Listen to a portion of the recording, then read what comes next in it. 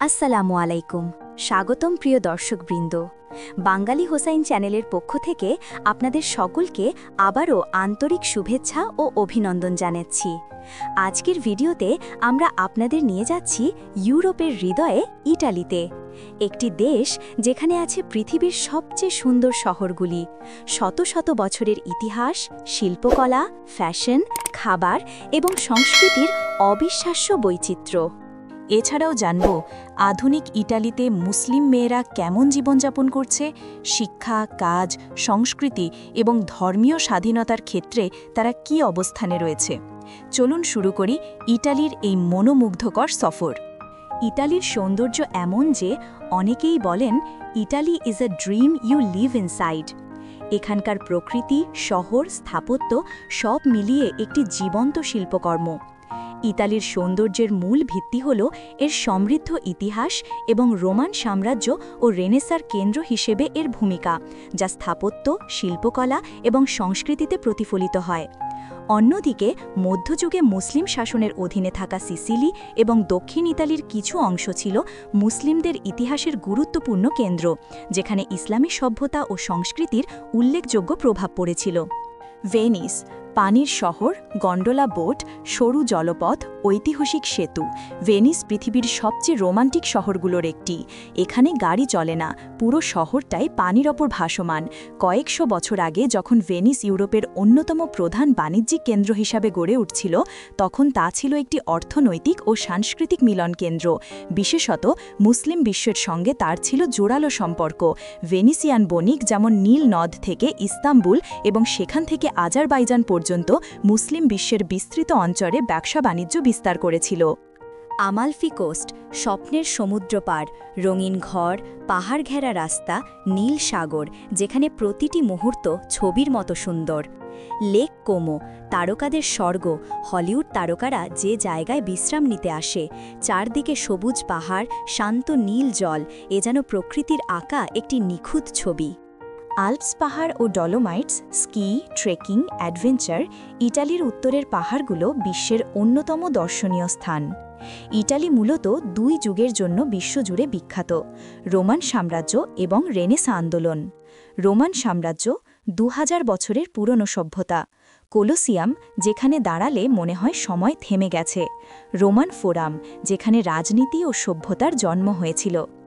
একসময় প্রায় পুরো ইউরোপ, উত্তর আফ্রিকা ও মধ্যপ্রাচ্য ছিল রোমের নিয়ন্ত্রণে।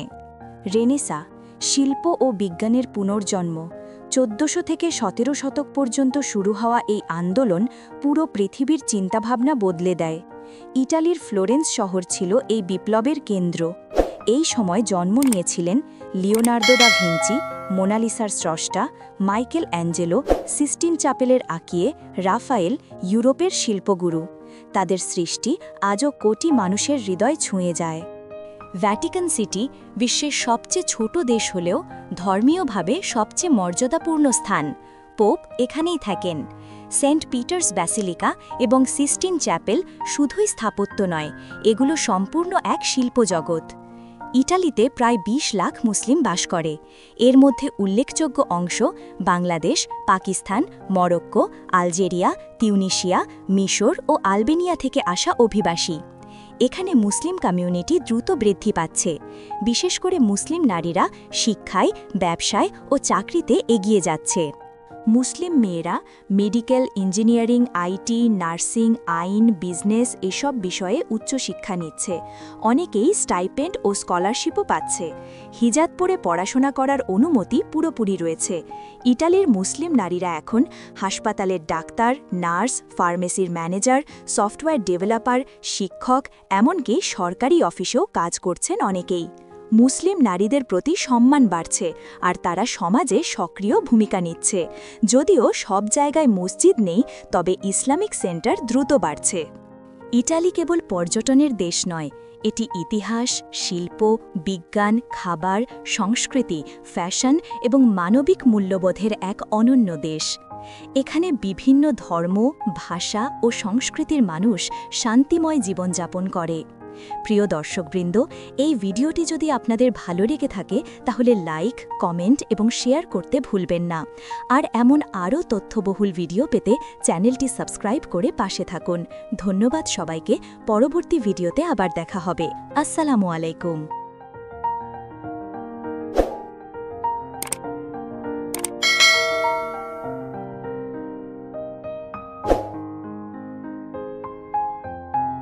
পৌঁছেছে। أشهد أشهد أن أن لا لا إله إله إلا إلا الله الله وأشهد وأشهد أن أن محمدا محمدا رسول رسول الله.